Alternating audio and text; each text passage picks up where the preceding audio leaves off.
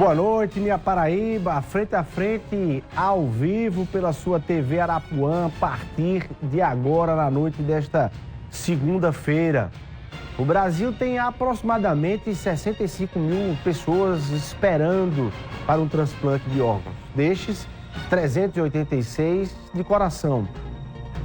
Na verdade, 385, porque o apresentador Fausto Silva, o Faustão, 6 dias depois de ter anunciado a necessidade de um transplante, recebeu um coração novo e, naturalmente, levantou suspeitas se ele havia ou não furado a fila do transplante de coração. O tema e o fato gerou um debate sobre a transparência e a eficiência do sistema de transplante de órgãos no Brasil e, naturalmente, se há necessidade de termos mais doadores nesse país.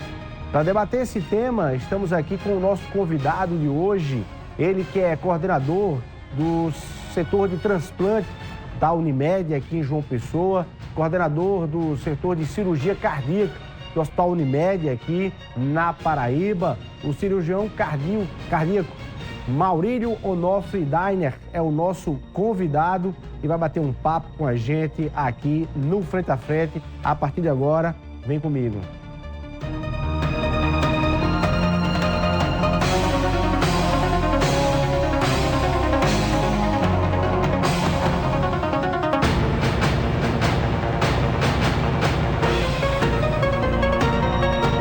Muito boa noite, minha Paraíba. Você sabe que participa dessa minha conversa aqui com o doutor Maurílio.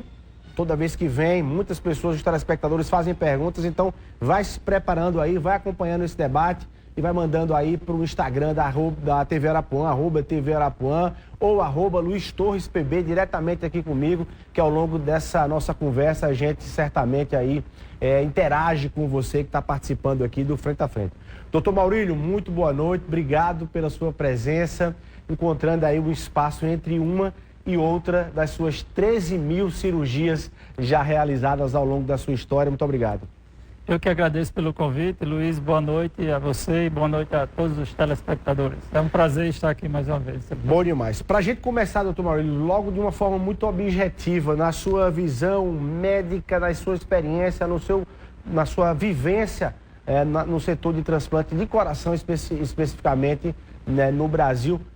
Faustão, pulou lugar na lista ou não? Luiz, essa sua pergunta, na verdade, é muito importante. É uma pergunta do momento aqui no Brasil todo, na verdade, né? Na verdade, se comentava isso antes mesmo da realização do transplante e se questionava, mas será que o Faustão vai furar a fila? O Sistema Nacional de Transplante, ele é muito sério, ele tem critérios rigorosos, é muito robusto a sua legislação. Eu te falo com segurança que ele não furou a fila, porque as pessoas envolvidas são muito sérias. Ele estava em lista de prioridade, existem critérios de lista de prioridade, são pacientes graves, como o Faustão, que se encontrava em UTI, internado no hospital há vários dias. Ele já estava fazendo hemodiálise, estava usando drogas inotrópicas, que são isso, são medicamentos que se usam para ajudar a contração do coração, a força de contração do coração. E quando o paciente está com a pressão baixa, o coração já não consegue manter a pressão de forma adequada. Então se usa essas drogas. Nessas condições, ele pode entrar em lista de prioridade. Ele era o segundo da lista de prioridade. O primeiro da lista, que foi informado, é que ele não foi aceito o coração por algum critério. Existem vários critérios para você poder aceitar a compatibilidade, ABO, peso, ou até a condição do receptor naquele momento. Então, daí que seguiu para Faustão, que era o segundo da lista em prioridade, no caso. Bom, vamos lá. A gente está falando com o homem que participou do primeiro transplante, o senhor coordenou o primeiro transplante de coração aqui na Paraíba, isso no ano de 2004, não é isso? E ao longo desses anos todos tem acompanhado nesse sentido.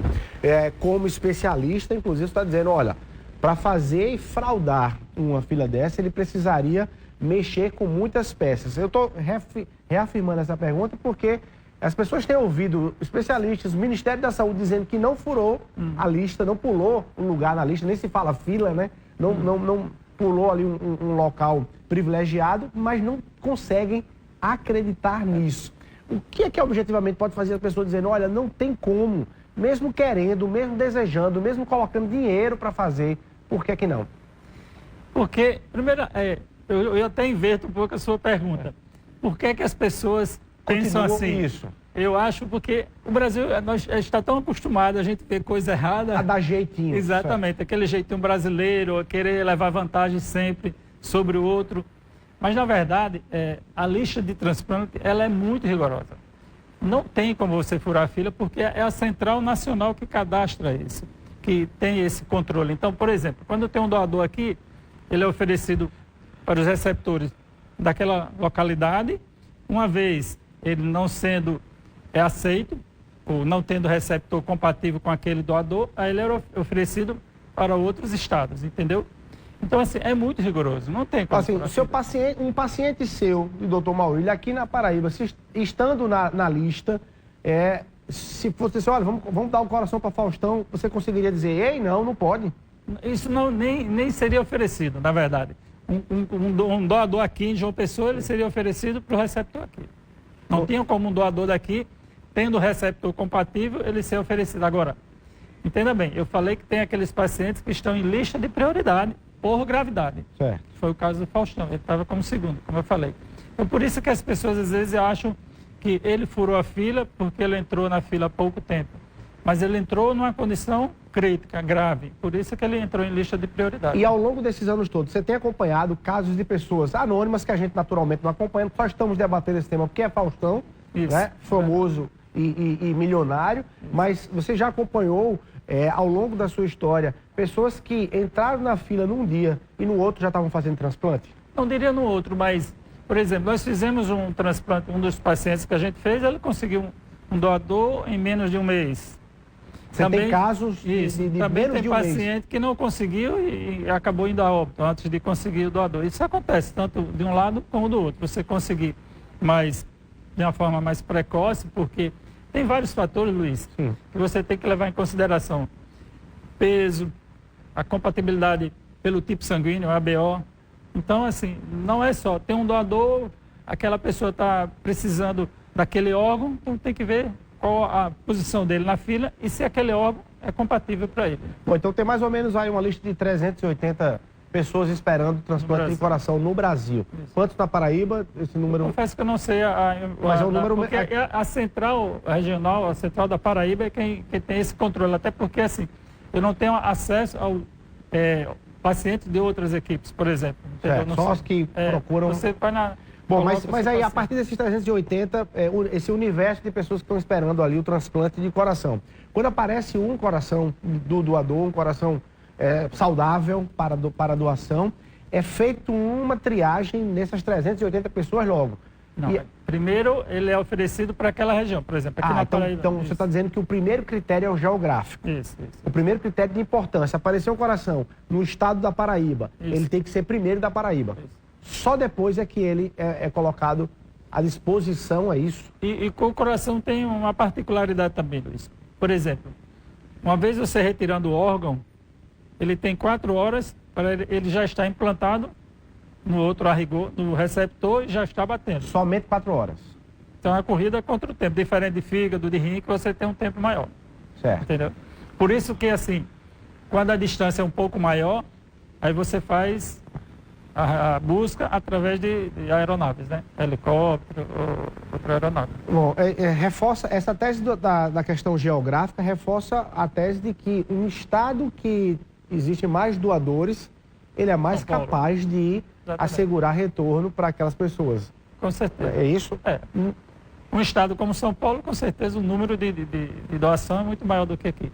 E outra coisa também, Luiz, que é importante, que o fato do Faustão estar precisando de órgão, de certa forma, isso estimulou o aumento da doação, né? Porque o Faustão era uma figura pública, conhecido por todos os brasileiros, e foi o assunto no momento, né? Há alguns dias só o que se falava era isso, que o Faustão ia fazer um transplante de coração. Você acha que dá para aproveitar esse momento como estímulo? Sim. Porque você vê a necessidade da outra pessoa, de um órgão, que a única maneira de fazer é com a doação, né?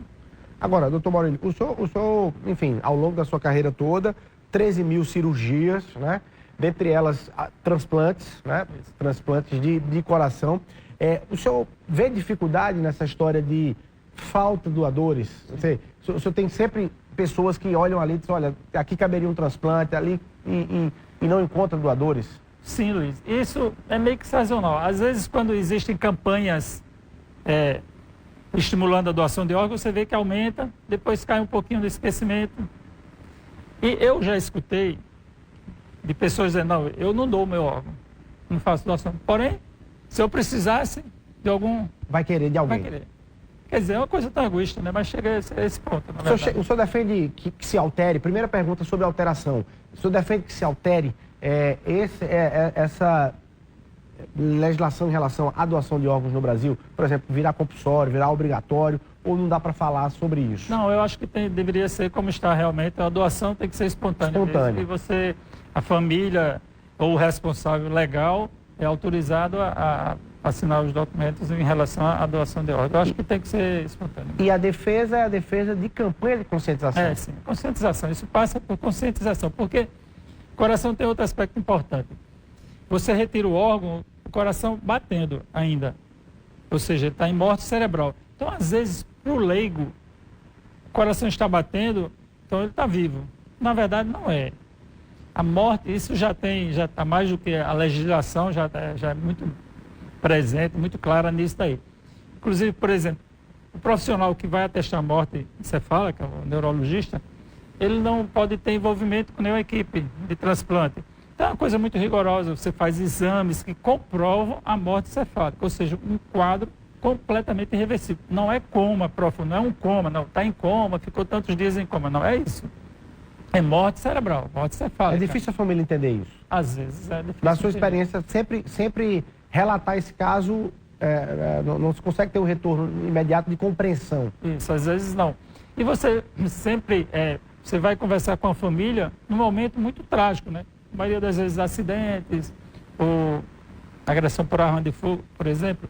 Então, assim, é um momento para aquela família muito, muito duro. Por isso que é uma atitude de muita grandeza da família quando resolve doar um órgão para alguém que teve algum problema e que você vai perder aquele ente querido. Então, é uma atitude muito nobre de quem está doando. O senhor antevê alguns equívocos ainda nesse processo de seleção para a doação de órgãos? Assim, olha, era uma lista bem feita, com critérios bem arrojados, mas ainda precisaria mudar. Eu acho que é uma lista muito perfeita, Luiz. Eu acho que é uma lista muito perfeita, com critérios extremamente rigorosos. Então, por isso que eu falei, quando você fez a pergunta inicial, se o Faustão furou a fila, eu te respondi de uma forma simples. Obviamente, antes da gente começar a falar sobre o assunto, eu diria que não, ele não furou a fila. Ele seguiu os critérios que qualquer uma pessoa iria seguir. Eu tenho aqui o vídeo do próprio Faustão, né? 7 dias antes da cirurgia que ele fez nesse final de semana, e anunciando, né? O problema, e acho que no dia seguinte ele entrou aí na lista. Vamos ouvir aqui para a gente relembrar. Galera, hoje, no dia que minha filha estreou, que eu fiz meu último programa na Band e que eu recebi uma mensagem maravilhosa do Johnny Saad, você acha que eu, por sorte, ainda não morri, eu estou preparado para coisas da vida. Tem o maior cirurgião do mundo, Fábio Gaiotto, Fernando Bacal, o professor, um dos mais conceituados cardiologistas do mundo. Eles fazem pelo SUS também esse tipo de cirurgia, seja cardíaca e outras coisas. Na verdade, um é clínico e é cardiologista, e o outro é esse cirurgião fantástico, que é meu amigo também, de família. Eu estou ainda nesse tratamento, eles vão decidir que tipo de cirurgia pode fazer, e eu peço que quem gosta de mim, reze por mim. Agora, eu tenho muita noção, uma família maravilhosa, uma mulher extraordinária, e com tudo isso, quem decide é o chefe lá em cima.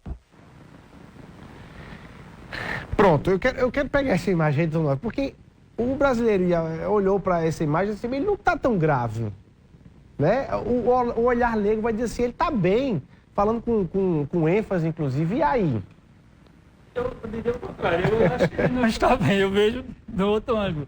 Você vê que, tudo bem que a gente sabe que Faustão fez uma cirurgia bariátrica para perder peso, mas você vê que ele está emagrecido e ele está com oxímetro, ele está em ambiente de UTI, ele tem um acesso venoso, ou seja, ele está tomando medicação endovenosa, entendeu? Não é uma pessoa que está bem na sua residência. E tem alguns pacientes que aguardam o transplante, são a maioria, na residência. Não é o caso do Faustão. Ele estava internado no hospital há vários dias, na verdade há semanas. Porque o quadro exigia internação. Porque quando é que se indica um transplante de coração? São pacientes que têm insuficiência cardíaca terminal. O que é isso? Quando o coração não consegue bombear o sangue de forma adequada, certo? E você já usou todos os recursos disponíveis. Recursos eu falo em relação a medicamentos. Hoje em dia já existem medicamentos novos que são muito eficazes, que melhoram muito a condição clínica do paciente, a sintomatologia. Falo medicamentos. Fora isso, existem alguns procedimentos cirúrgicos, como, por exemplo, você implanta um aparelho que se chama ressincronizador, que é como se fosse um marca-passo. Não é um marca-passo, é como se fosse. Ele ajuda, de certa forma, também o coração. Então, quando você usa todos os recursos e o paciente ainda continua sintomático, ele não consegue fazer as suas atividades do dia a dia, atividades simples do dia a dia. Aí você indica o transplante. E no caso de Faustão, ele não só não... Ele tem indicação preencher esse critério, como ele não estava nem na sua residência. Era um paciente que estava internado há vários dias, inclusive já em programa de hemodiálise, fazendo hemodiálise. Para os casos não graves, qual é mais ou menos um tempo de espera? Luiz, é como eu te disse, isso depende muito, é meio cíclico. Isso, como você faz uma campanha para doação, melhora um pouco a doação de órgãos, às vezes cai um pouquinho no esquecimento, entendeu? Isso é meio cíclico, é meio sazonal. Aí pode ser um período mais curto ou um período mais longo. Vamos lá.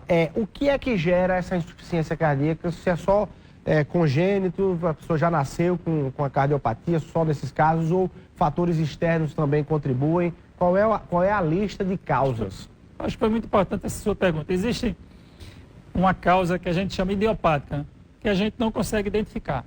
Então, a miocardiopatia idiopática é uma doença no músculo que não consegue se identificar. Existem problemas de válvulas que levam a doença no músculo do coração. Existe problema de obstrução nas artérias coronárias, paciente que já teve mais de um infarto. Às vezes pode ter feito até alguma cirurgia cardíaca de ponte, de safena, cirurgia de revascularização do miocárdio. Mas, com o tempo, o paciente piorou e o músculo ele já não tem a mesma função, já não consegue bombear o sangue. Então, em caso de miocardiopatia isquêmica, problema de obstrução nas artérias coronárias, miocardiopatia alcoólica, o álcool também lesa o músculo do coração, o álcool em excesso. Olha aí. Então, isso também lesa o músculo do coração. Inclusive, a miocardiopatia alcoólica é uma das indicações, às vezes, questionável, porque o doente, às vezes, você faz o transplante e ele voltar a ingerir bebida alcoólica. Entendeu? Fora isso, existe daí já um caso mais agudo, miocardites, às vezes até um processo viral, que leva à inflamação do músculo do coração. Muitos pacientes do Covid voltaram com isso, né? Teve muito paciente do Covid que teve miocardite. Eu não digo assim que evoluiu para transplante, mas miocardite sim. Existe algumas miocardites, a maioria que você, depois de um certo tempo, ele melhora. Às vezes você pode dar até um suporte para o coração, sem precisar o transplante. Suporte circulatório ECMO, por exemplo, que é uma máquina, vamos dizer assim, coração artificial. Não chega a ser um coração artificial, mas como se fosse uma máquina de extracorpórea que faz a função do coração de forma temporária até, a gente chama ponte para transplante. Ele fica usando aquele equipamento até conseguir um transplante, em casos extremos, óbvio. Então, assim, existem várias causas. Não assim, inclusive outra também, cardiopatias congênitas sem resolução cirúrgica, algumas cardiopatias graves que podem até fazer também transplante em criança. Né? Agora, a gente sempre chama atenção quando um jovem ou um adulto, né, de 40 anos, 30 anos, acaba falecendo subitamente em função de um infarto e de um problema no coração. Quais são, eu queria que o senhor pudesse falar sobre isso, né? Esse perfil se enquadra em que situação, e também do ponto de vista de... para se perceber insuficiência cardíaca, quais são os sintomas Só são sintomas leves ou a pessoa sofre um infarto e aí diz, você está com problema no coração. Precisa de um sinal tão grave para chegar a isso, ou os sinais leves já podem levar o paciente a dizer, olha, tem alguma coisa que não está bem. Quais são eles? Eu vou separar essa sua pergunta em duas. Primeiro, a morte súbita, que não necessariamente é infarto. Quer dizer, você costuma o leigo dizer, fulano teve um infarto fulminante. Morreu. Tinha 29 anos. Morte súbita. Atleta. Exatamente. Morte súbita necessariamente não é infarto. Pelo contrário, somente em jovens, a maioria das causas de morte súbita não é infarto. Pode ser uma arritmia grave, às vezes o paciente tem uma alteração, uma doença, por exemplo, a gente chama cardiomiopatia hipertrófica, uma parte do músculo do coração que cresce mais do que deveria. Isso, às vezes, tem um cunho até hereditário, uma tendência na família a desenvolver essa doença. Não tinha sido identificado ainda, a pessoa está vivendo normal e, de repente... Exatamente, porque esse problema é facilmente diagnosticado com ecocardiograma, por exemplo, esse que eu acabei de falar. Ou seja, para fazer uma atividade física, é bom passar por isso. Isso, procurar um cardiologista, faz exames que você consegue diagnosticar. Outra causa também, inclusive a segunda causa de morte súbita em atletas, é anomalia das coronárias, das artérias coronárias. Artérias coronárias são as artérias que levam sangue para o músculo do coração. E tem um local onde ele se origina, onde ela nasce. Tem o trajeto que ela passa normal. Só que ela pode nascer no local errado e passar por um trajeto errado, que aquele trajeto fica comprimindo essa artéria. Isso pode levar a morte súbita. Então, assim, necessariamente, existem outros problemas também, como, por exemplo, o uso de drogas ilícitas. Também pode levar não só a infarto, como às vezes até arritmias graves. Anabolizantes, ou se usa muito em academias, que podem estimular, se você tiver uma tendência, você pode desenvolver uma arritmia grave e morrer. Dependendo da idade e da prática do exercício. Pré-treino, que tem algumas substâncias que estimulam a arritmia. Isso, quem tem essa tendência pode ter uma arritmia grave. E no caso da insuficiência cardíaca, como perceber sem precisar chegar a um extremo? A insuficiência cardíaca, como eu falei, é a dificuldade do coração em bombear o sangue. Então, se você faz uma atividade física, você aumenta, o coração vai ter que trabalhar mais para bombear mais sangue. Você está correndo, você está fazendo alguma outra atividade, então você vai precisar, os tecidos vão precisar de mais oxigênio. Então, o coração vai ter que trabalhar mais. Se o coração ele tem deficiência em bombear o sangue, então você vai ter sintoma. Qual o sintoma que você tem? Cansaço. Então, você tem que ficar atento. Mas eu fazia isso antes e não sentia nada. Agora eu estou fazendo isso e estou sentindo um cansaço. Entendeu? Então, você tem que ficar alerta para isso. Algo que você fazia no dia a dia, não sentia nada e que agora está cansando. É um sinal leve, mas que leva você aí também a logo. Já acende aquela luzinha que você deve procurar um cardiologista para investigar. E como distinguir, e como é que vocês separam aquele que, olha, aqui só com transplante e aqui cirurgia resolve, outras intervenções resolvem? Porque pela minha lógica, se são várias causas para a insuficiência cardíaca, a lista deveria ser bem maior. Por que é que não é? Porque todo o nosso arcabouço de medicamentos, ele está resolvendo, é isso? De certa forma, eu diria que sim. Porque a parte clínica, por exemplo, medicamento, como você falou, hoje em dia já existem medicamentos que melhoraram muito a sintomatologia. Alguns pacientes chegaram até a sair de lista de transplante. Você vai dizer que só com o tratamento de remédio, pessoas saíram da lista. Alguns doentes podem, sim. Outra causa que eu falei, a miocardiopatia isquêmica, que é a obstrução nas artérias do coração. Não é raro, às vezes você vê um coração muito fraco, que ele tem a obstrução nas artérias do coração e está muito fraco. Mas com a cirurgia de ponte, você melhora a força de contração do coração e ele não precisa fazer transplante. Não é raro, às vezes, você receber um doente para avaliação se é candidato a transplante, você diz, não, isso aqui dá para você operar, fazer a vascularização, colocar as pontes e melhorar. Isso acontece. Inclusive, agora, esse final de semana, a gente estava em Foz do Iguaçu no Congresso Mundial exatamente falando, o tema foi exatamente esse, você fazer cirurgia de revascularização em pacientes com disfunção do ventrículo esquerdo, ou seja, com coração fraco, que não estava conseguindo bombear o sangue, entendeu?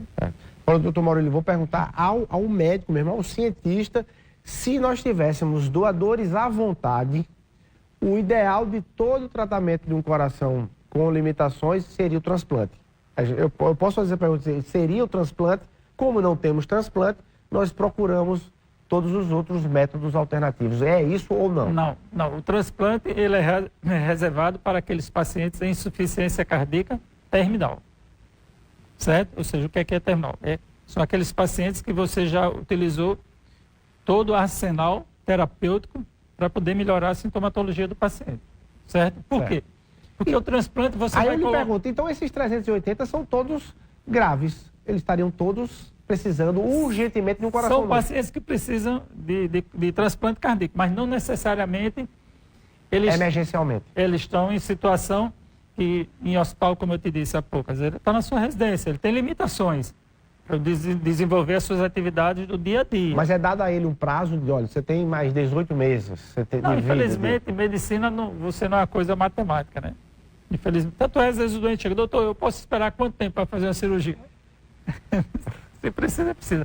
Então, voltando a esse aspecto, Luiz, você tem que utilizar os recursos disponíveis e, se não conseguir êxito, se o paciente continua sintomático, aí sim.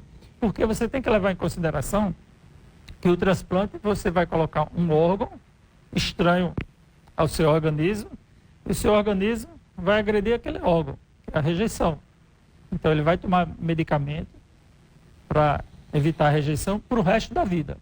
Então, lógico que o transplante melhora a qualidade de vida de forma excepcional, mas você sempre vai ter aquele fantasma da rejeição. Por isso que periodicamente tem que fazer biópsia, para ver se tem rejeição, ficar tomando medicamento. Qual é o índice de sucesso dos transplantes de coração? Hoje em dia o resultado é muito bom. Você vê que logo no início dos transplantes o resultado não foi tão bom, praticamente se abandonou. E depois, na década de 80, foi quando chegou a ciclosporina, que foi o medicamento que mudou um pouco a história dos transplantes. Depois surgiram outras drogas também, mas a partir de 80, aí aumentou de forma expressiva no mundo todo. Então, você está destacando essa evolução do transplante. Isso. Você participou de 2004, por exemplo, para cá, já tem quase 20 anos. Você tem uma evolução nisso aí. Isso, e na época que eu estava na residência em São Paulo, inclusive, foi quando começou assim, de forma mais evidente, de forma mais intensa, a volta dos transplantes. Na época mesmo, quando estava na residência, a gente fez um transplante cardiopulmonar primeiro da América Latina, na equipe do Dr. Zé Pedro, quem chefiava é o Dr. Zé Pedro da Silva. Então, o primeiro transplante cardiopulmonar, porque esses medicamentos novos, em especial a ciclosporina, como eu falei, permitiu um resultado melhor em relação ao combate da rejeição.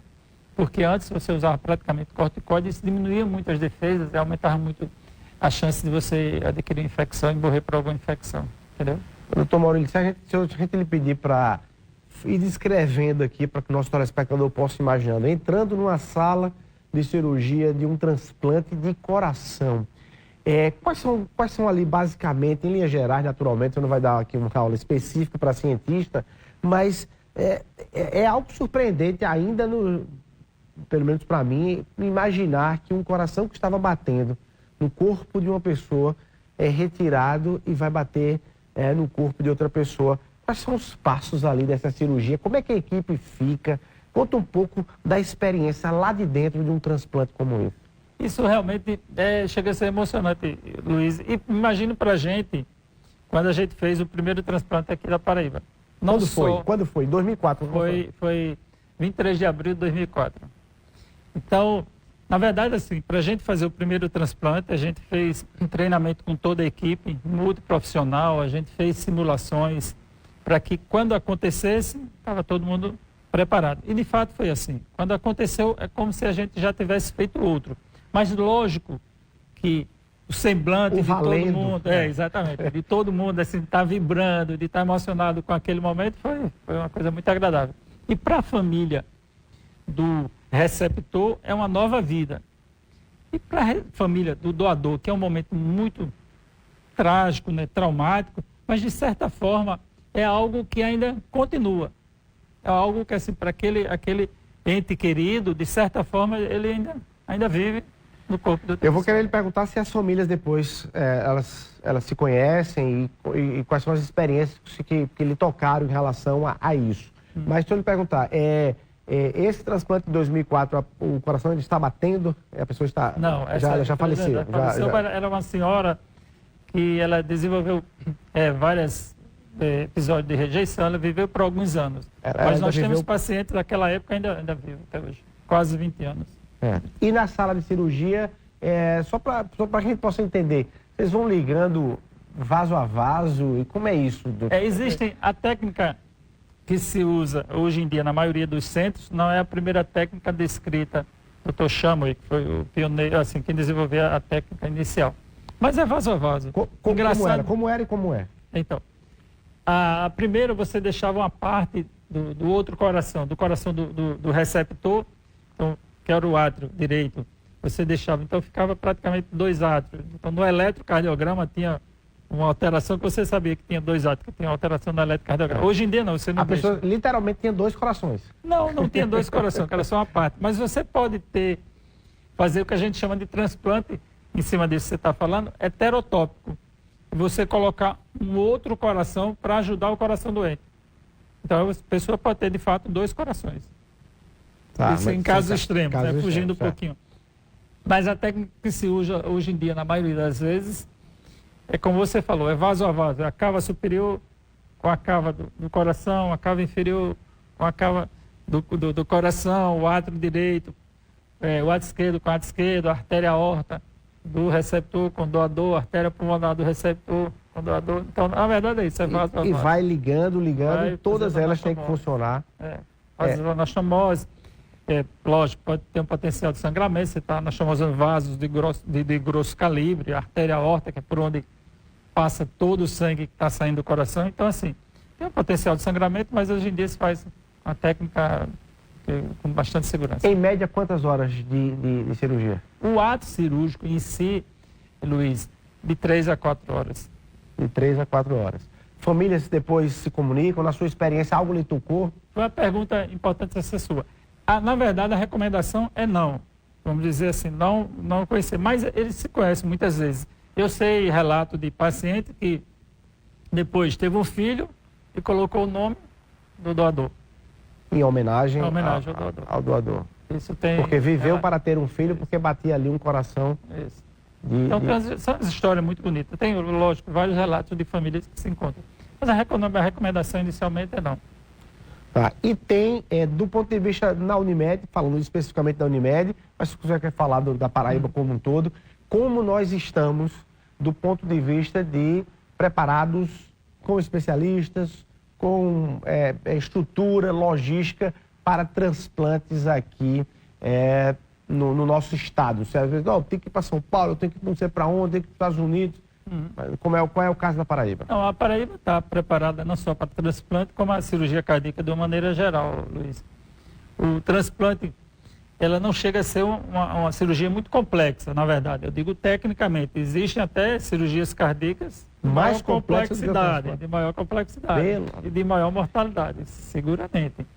Mas o transplante, ele envolve um cuidado de pré, um cuidado de pós, de forma mais contínua em relação a rejeição, por exemplo.